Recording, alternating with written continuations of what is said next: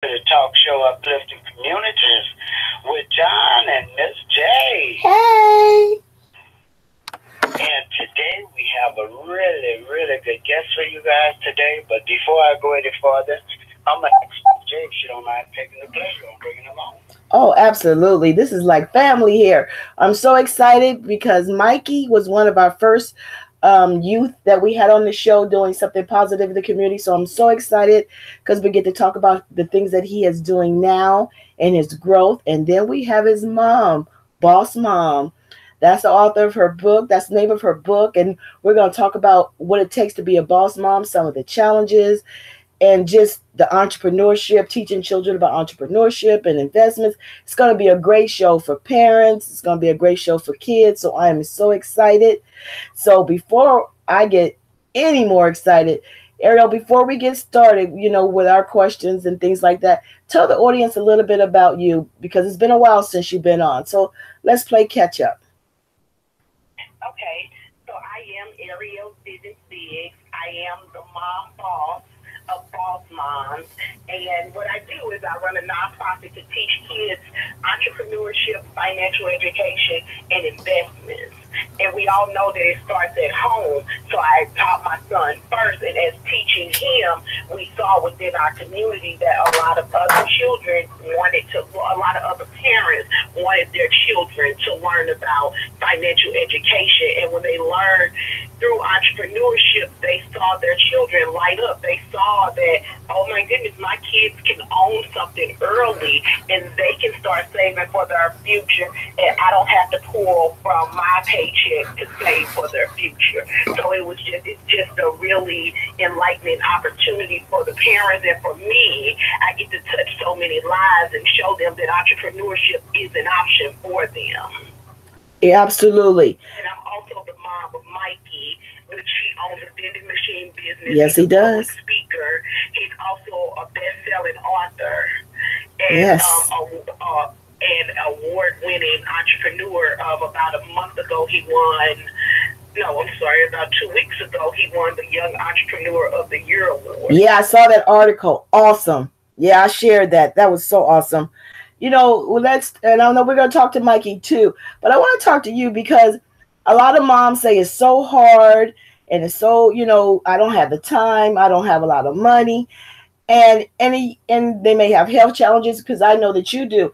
Let's talk to some of those moms and kind of like, let's be real about it's not easy, but it can be done. What would you say to those moms? I would say that it's not easy, like you said, but it can be done. I would say I'd rather take the time now to sit down with the children and give them the life skills that they need so that when they're older, it's not hard. You don't worry about those kids as much. So, I'll give you an example to make it make sense. I was diagnosed with breast cancer about 6 months ago. Yes, ma'am. And through entrepreneurship, it taught Mikey preparation. So when it was time for him to, we gave him the news and let him know, we stayed positive the whole time about what was going on. And we told him, you'll have to help with your little sister. You have to help with making meals for the house. You have to keep up with your business and your schedule. We're going to need you to step up and do a little bit more. And he stepped up and did everything that he needed to do. He washed dishes. He cleans the house on top of running his business. So he's become a big help to us. And I tell people that it was through entrepreneurship that taught him how to problem solve, how to set a schedule, how to make a budget, how to make a grocery list for our house. Because sometimes I'm that tired dealing with the breast cancer treatments. I took chemo treatments once a week. Right. Through all of that, we were able to get through it. I was able to help Mikey with his business and keep him moving forward. And he was able to help me with packing his things up and helping with his little sister.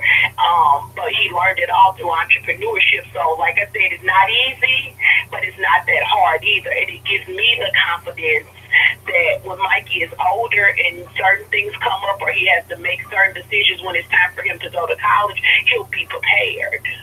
Yeah, absolutely. Absolutely. Yeah.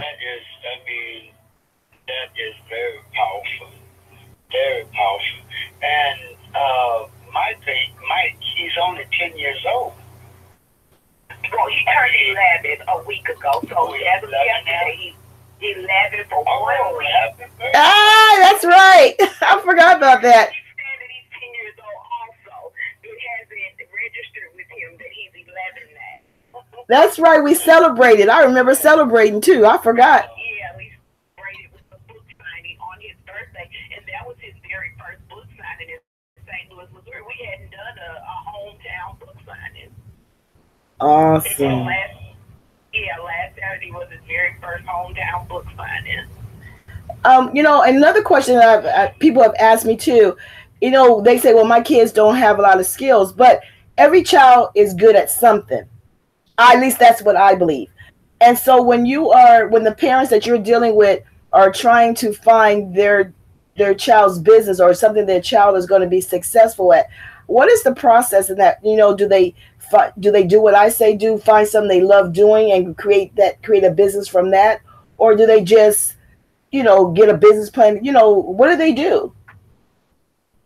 I'm glad you asked that, because I do not encourage parents to create a business, and I get that from parents, but that's not the best thing for the child. The child needs to create the business that they want to do.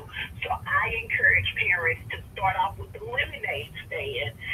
Give them $25 and let them work that $25 and run a lemonade stand. Whether they like makeup, baking, or whatever, the lemonade stand will show you their strengths and weaknesses, and then you work with them on the things that where they're weaker, and where they're strong, you know, you make sure you're encouraging them the whole time that you are really good at this, you are excellent at that, because what our kids don't get is life spoken to them a lot. So we have to continue to be life into them and keep telling them what they're doing right and what they're excellent at doing, so that they can build their confidence. But if we give them a business of what I want to do, the kids are not going to stick with it. I believe that too. Doing it because that's what you want to do. Exactly. And parents do that. I have kids that were in my group that the parents created a beautiful business around, you know, the child, but the child was not interested at all. And they put a lot of money into the business. The child was not interested at all. And I would go back and say, you went away from everything that I told you. I'm telling you, this works, because Mikey is proof that it works. This works. $25. Let them buy things lemonade. They'll make money. As they make money, let them tell you what they want to invest in. They'll say, I want a lipstick line, or I like the marketing part, so I'm going to stick with this, or I like baking, but I'm going to sell the lemonade to get the money to get a mixer or to get the cupcake bags that I really like. They will tell you, and we have to make sure that we're listening to kids and what they want to do, because they wouldn't tell you something that they don't want to do. And what happens is, as adults, we kind of put our fears and our limitations on kids and say, well, you're too young for that, or they're not going to stick with it. It doesn't matter if they stick with it or not. What's important at that point is that they know that they have our support. Yes. Wow. Yes. Yes, you're right. You're right. You are 100% right. But what made you, as the boss mom, get interested in bringing the God-gifted talent out of children? What made you do that? I was an athletic director of a school, and I coached basketball, volleyball, soccer. I coached all of those things, and all of those kids thought that they were going to the NBA, the NFL. They thought, and some of them didn't even play the sport. They just watched it on the sideline. But if you ask, everybody was going to the NBA. And I sat back and thought about it. And this is the way that the kids think that they can be successful by playing sports. But that's not true. It's other ways that they can be successful, but they're not exposed to them. And so I just started developing my son, because he was one of the ones who said he was going to the NBA. And I was like, Mikey, that's not realistic. But I'm not saying that you can't do it, but you'll have something to fall back on if you learn entrepreneurship. So it just being able to give them something that they can hold on to. And also I told them about money management. It's not what you bring in, it's what you put out that makes you successful when it comes to money. Because they can go to the NBA and make a whole lot of money, but if they don't understand how to manage their money, they're going to lose it all. So that's why I was like, you know what, I got to give the youth what they need. I know they need exercise. I know they need sports, but we got a lot of coaches out here doing that. We don't have many people teaching our kids entrepreneurship and financial literacy. So I decided to take that lane and ride it, and it's been working for me. Yeah, you made some valid points, because we can see today there's a lot of celebrities and athletes, and they are broke. I mean, some, they file in bankruptcy. They, they get a lot of money and they don't know what to do with it. A lot of mismanagement of money. I mean, you see it all the time in the news. So I agree with you. We have to teach them how to manage money. And you don't necessarily have to make a lot of money to be successful with money. A lot of people think you got to have a whole bunch of money. But if you can't manage a little bit of money, you sure can't manage a whole bunch of money. Right. And people think that we're rich. They say, oh, you guys must be rich because Mikey got this and he got this going. And I'm like, you know what? We're not rich like that. We grew up. My husband grew up in an area called Walnut Park in St. Louis. And I grew up in what they would call the ghetto, in the projects. But what we did was, when we got together, we decided that we were going to save our money and we were going to pay for our house cash. And we did that. And once we paid for our house cash, we paid for our cars cash. It freed us up the money we needed to invest in Mikey. Now, we didn't know that that's what we were going to do with that money. We just knew that we had this money to invest because we had said to ourselves, we won't be 60, 70 years old working somebody else's job. I know that's right. Making that sacrifice, we were able to invest in Mikey's business. And also, I was able to leave my job a year ago. So in December 2016, I left my full-time job to work with Mikey full-time and to run Young Biz Kids full-time. And we were only able to do that because of our money management skills. And we live off one income so that we can continue to invest whatever else we bring in from the other businesses. So it took sacrifice to do that. But we had to know basic money management to do that. Absolutely. Yeah. Also, Mikey has vending machines. What type of vending machines he have? Yeah, so he sells snacks. And he has 7 machines. And recently, we just started a new source of revenue for Mikey's vending machine business. So Mikey has 7. He goes around and he fills them. But we just decided to start selling vending machines. So now he has custom branded vending machines that's custom to him. So now when people ask us, how do you get started in a vending business, we can give you a blueprint and we can sell you the machines. And they're Mikey Munchie's machines.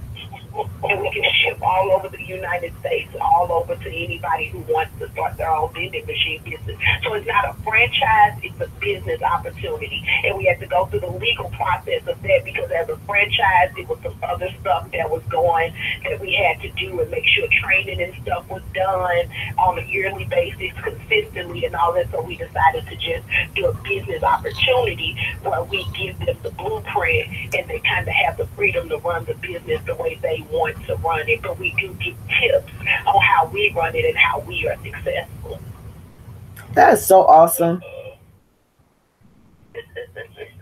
That is awesome. It's really awesome. Too much for me. 11 years old and got vending machines, and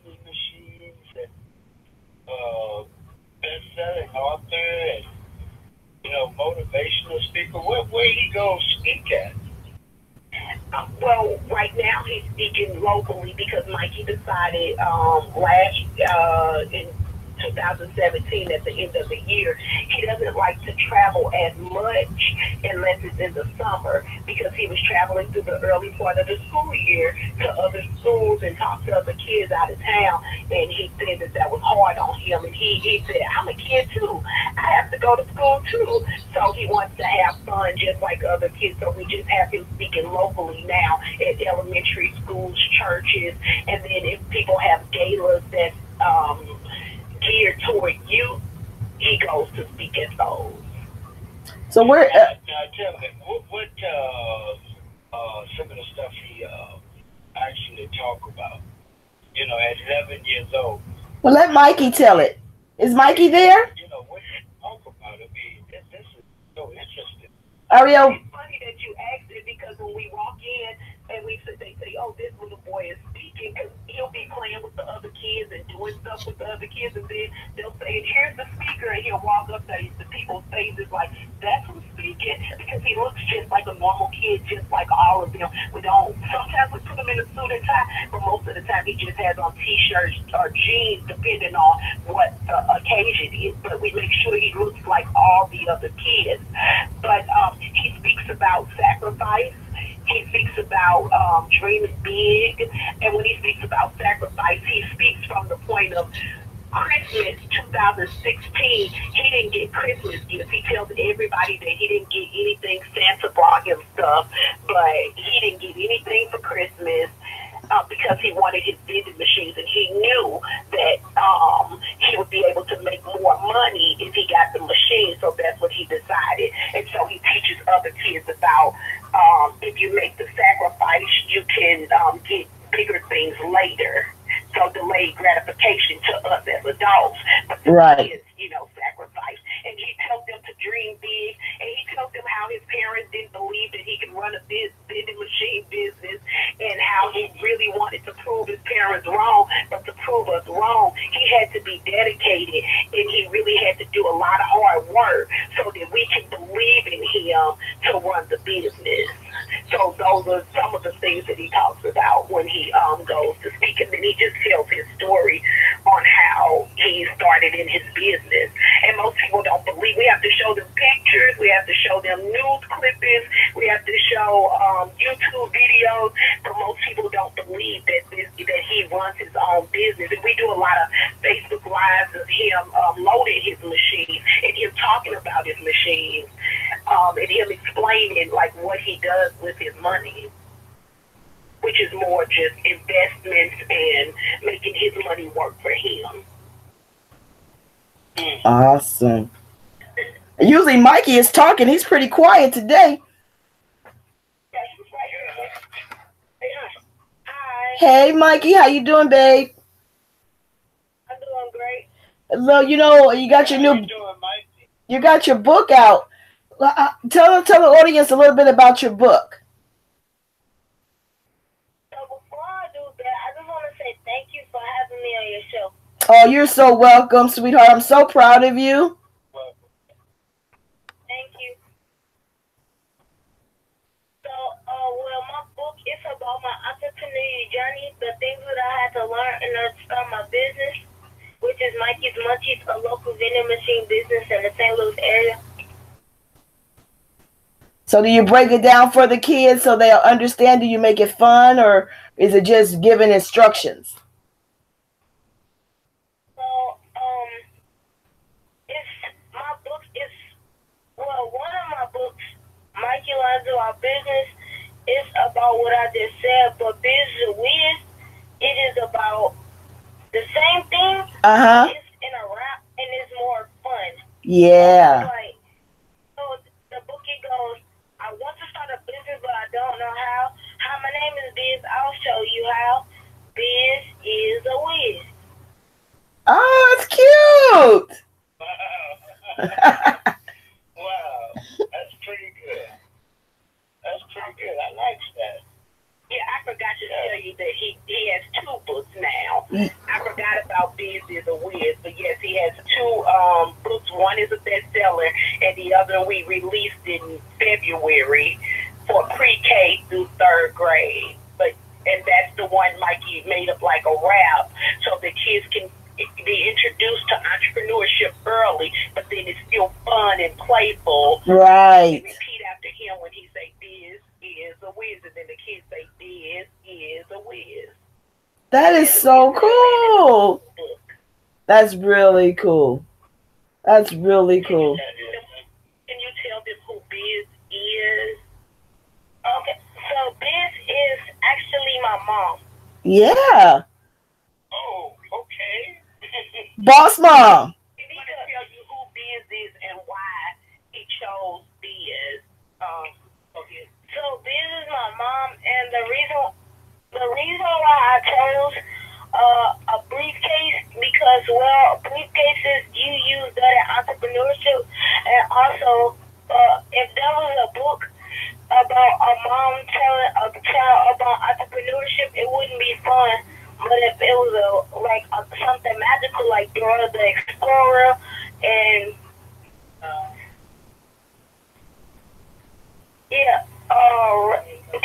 Diego. Yeah, I like Diego. I like both of those actually. Yeah, because they're learning stories. They're stories you learn from. And they both have magical things that can talk. That's right. It helps them on the way. That's right. So you chose a briefcase. This is like your backpack. Yep.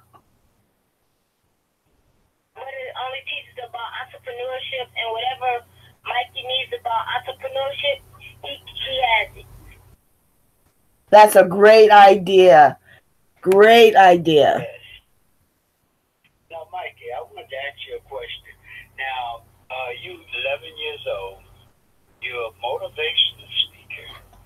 Do you ever get nervous when you go up there to speak to the kids? Yes, sometimes. Because, well, if I'm speaking to people who are maybe around the same age as me or older, I get nervous because, well, sometimes I don't know them, and I just kind of, there's not freak out, but like in my head, I kind of do, because what if they think that I'm a fraud or I'm fake about it? Oh. Just whatever they think. Right. But I know what they think that matters. That's right. That's what counts. Wow. And that's honest, because you could have said, oh, no, I don't never scared. But you know what, Mikey? Grown people get scared, too. The only thing you can do is continue to do it, because fear does not mean that you are not capable. It does not mean that they're not going to get your message. And sometimes we just get that little nervousness because we're not sure if they're going to welcome us or welcome what we're saying. So it happens to grown people too. So I applaud you for doing it even in a place of fear, because in time that fear is going to go away and you're going to be more confident, and you're going to get better and better and better and better. So I applaud you for speaking in fear. I see the confidence in him when he goes up there because he takes the stage. He's not as nervous. Once he gets to talking and get going, he's not as nervous. And when he starts to answer questions from the kids, once they see that he's real, and some of the kids Google him and like, oh, Mikey's real. You can Google him. Look. And they start sharing. Then they become more interested. Like, no, this little kid is real. And that happens mostly with high school students. Yeah. The elementary kids really take to him very, very well. The high school kids kind of look like, this little boy can't teach me anything. Right. He ends up teaching them that little people can do big things too. Hello. You don't have to wait till you're a certain age to do something that's going to change the world. You can do something now, and you can start right where you are. Yeah, and that's such a great point. Because a lot of times as adults, we have dreams and we want to do stuff. A lot of adults want to be entrepreneurs. They got skills, and they just don't have the courage to step into it. And so you're teaching him that early, and the other kids that early.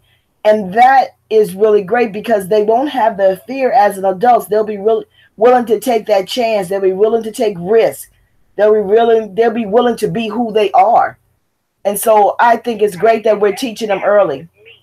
I told Mikey, if I had somebody who I knew I was an entrepreneur from a very young age, I didn't know that's what it was called. Right. I was always creating stuff. I would go to the candy store and I would buy candy, take it to school, sell it to the people at school, the kids at school.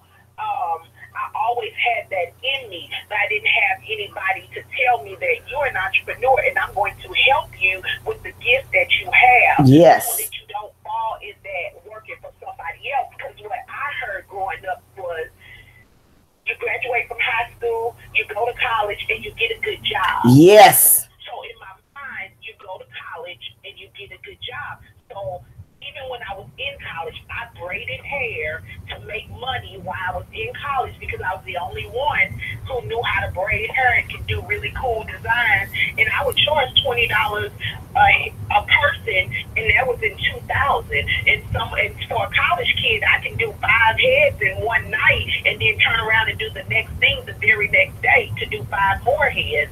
So to me, it was like, oh my goodness, I'm making a lot of money as a college student. But I went and got a job. As soon as I got out, I came back home and I got a job. Mm-hmm. And I was just like, man, if I would have known that entrepreneurship was an option when I was in college, I could have tailored my classes, knowing that I want to run my own business, learn the things that I needed to learn, and now I'm back running my own business, and I would like to run a business within my community, within the community that I stay in, because I want the kids within our community now to see that it's people that look like us that are staying within our community, and we are running business, because the kids think, yeah, other people can do that, but we can't do that. Yes. We can, they just don't see it. Yes. Yes. So true. John talks about it all the time, about all the minorities having different stores in our community. And we talk about it a lot. We talked about it last week as well. But we need to have stores in our community. If we see there's a need for a vegetable, and I'm always on vegetables and fruit because they're important, people. But if we see that we need fresh produce and fresh vegetables in why don't we get together and do a neighborhood garden? Why don't we get together and get our own vegetable stand and fresh fruit stand? I mean, it's not like it's not impossible. Back in the day, everybody had a stand. That before they got a storefront. So I think, we, like you said, we got to get past that. It's not us. Everybody else can do it, but not us. Or we don't like working with each other. We got to get past that too, because as long as we keep that frame of mind, we're not going to have no progress in our community on any level. We have to get past that. Right, and for me, financial literacy is the basis for all of that, because I have people that wanted to work with us, but if you don't understand financial education, basic financial education is not going to work.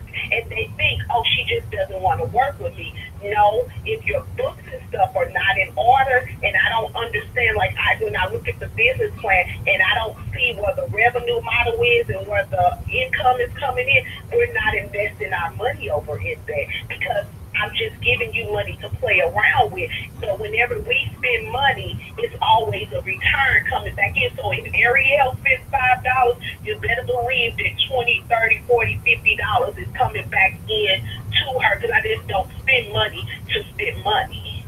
That's right. We taught Mikey that at an early age, and I'm going to pass the phone to him. So we taught him cash, asset, cash. And can you explain to the viewers what that means?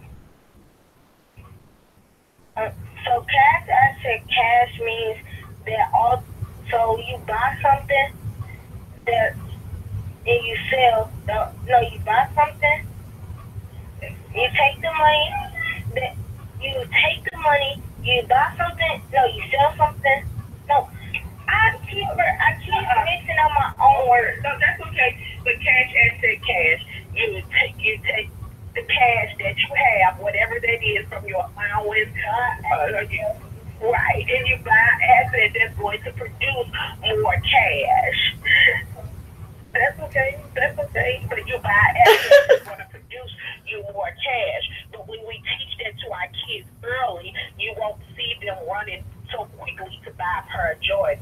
You wouldn't see them running so quickly to buy Polo or True Religion. You won't see that, because if I know I got $25 and I did a lemonade stand and I just made $200, I don't want to spend that $200 that I just worked so hard on buying one pair of tennis shoes, when I can buy a pair of tennis shoes, a couple shirts, and put some money up in my 529 account. If we think that our kids don't want to do that, but they do. When I sit down and I work with these kids and they make money, they're so excited to say, I have money in my savings account, Miss Arriel. They text me and say, I have money in my 529 account, Miss Arriel. And I'll say, what else did you buy? What did you buy for yourself? Well, I bought me a t-shirt and I bought this, but I'm so excited because I got money in my savings account because I make a big deal of it. The people that I work with that work with these kids, we make a big deal of putting money away for the future because we feel like if the kids start practicing now to put money away, when they start working or when they start running a business full time, they'll take some of that money and won't spend every single penny that they have, because most adults live paycheck to paycheck, and we talk about that in class. We don't want to get in a position where we live paycheck to paycheck, and the kids will say, no, we don't want to live paycheck to paycheck. It's like, yeah, everything you got is going to somebody else. How do you want that? Like, no, we don't want that. We want to keep some of what we got. So we have to start framing their minds, just like we frame their minds for other things. We have to start framing their minds that they have to save for their future, because at some point they're going to retire. It's two things that we can all look forward to. You know, like we all try to take care of our current lifestyle, and we also have to take care of our future lifestyle with the current money that we're making. And most of us, we're not doing that. So we have to teach our kids early, and I know it's hard to teach what we don't know, but that's why we have to get in some financial education classes too, so that we can make sure we're giving our kids every to be successful and not wait on the school to do something and not wait on somebody else to do it. We are our children's first teachers, and we have to teach them how to be successful in life. That is so true. My mom used to teach us that too. You used to have a rainy day fund. We used to have to keep 6 months saved. And I hate to say it, but there's a lot of, especially African American homes, this is something that we don't teach our children because we never was taught. Right. Yeah, some of them don't. Actually, I won't say all of them. Some of them. Sit down at the dinner table and actually, talk to our kids about finances, about credit, how important credit is, and a lot of other things, And, you brought up an interesting point, because we should start doing that. Yeah. Yeah, and it doesn't necessarily have to be at the dinner table. We talk in the car. That's right. In the grocery store line. We talk wherever, like wherever we can learn financial education. I said, Mikey, here's your you get $50 a month. With $50 a month, he has to pay a cell phone bill, which is $10, and then he has his Xbox Live bill thingy. I don't know what it is, but that's $10 a month. But he has to budget that out. Yeah. He doesn't get anything else. And we had a perfect example the other day. Mikey got $10, and he went to the store, and he spent the whole $10. And I said, Mikey, what about what you've learned? Were you supposed to spend the whole $10 at the store? He was like, no, but I bought my friends this and I bought that. I said, but you understand money management. You understand you only had $10. You didn't know when you were getting more money. Why didn't you apply what it was that you know to do? And he said, I don't know. But we had to have that conversation. And then me and my husband said we also have to remember that he's 11 years old. That's right.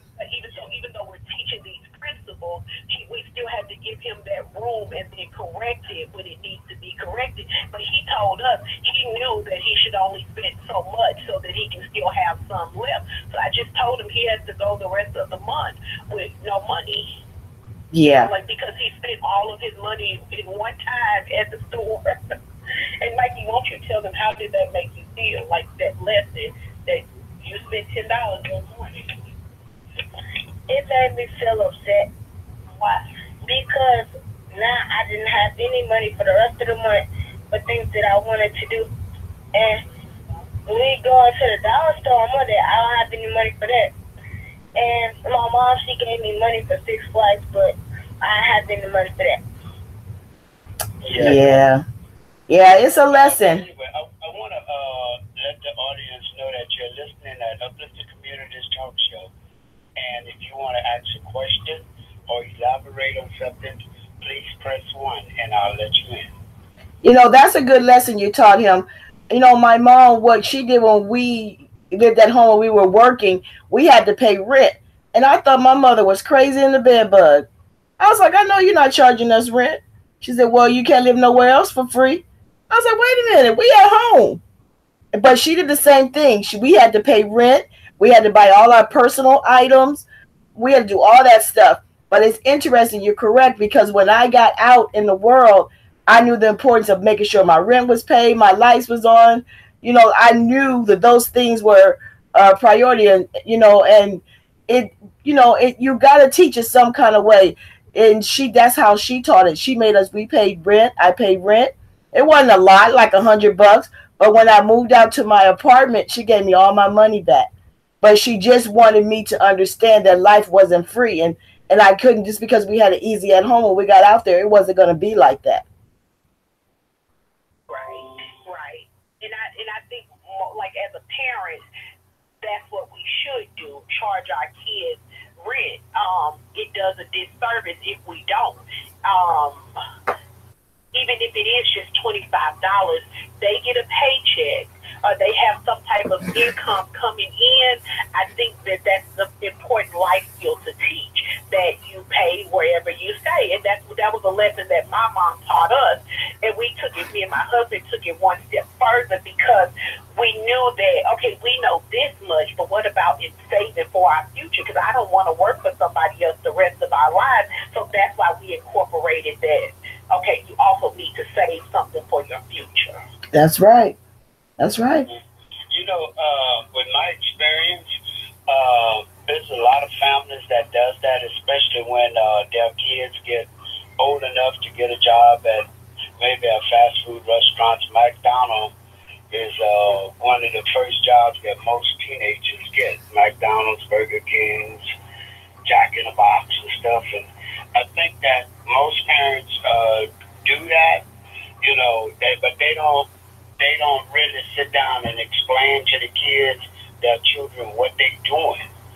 You know, let's say they get a little paycheck, but give moms at least $10 out of that, you know. And so they give it to moms, but, you know, maybe mom should tell them, or dad should tell them, well, okay, this is going to go toward the utility bill.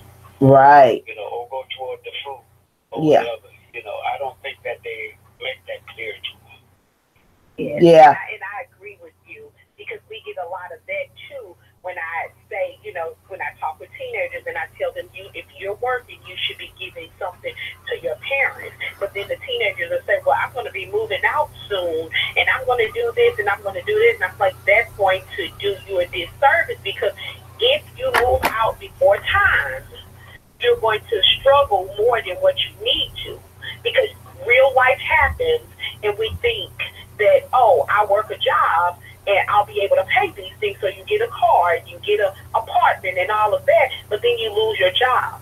So now you're crawling back to mom and dad saying, oh, I need to come back and stay, when you could have been saving that money, buying you a house, which is an asset that's going to help you in the long run. And once you buy your dream home, you can rent that house that you bought when you were younger out to somebody else, and now you're building something, because we make good money, we have good jobs, we have all of this, but we're not building anything for ourselves. We're giving everything to everybody else, and it has to stop. So we have to start teaching our children the importance of ownership.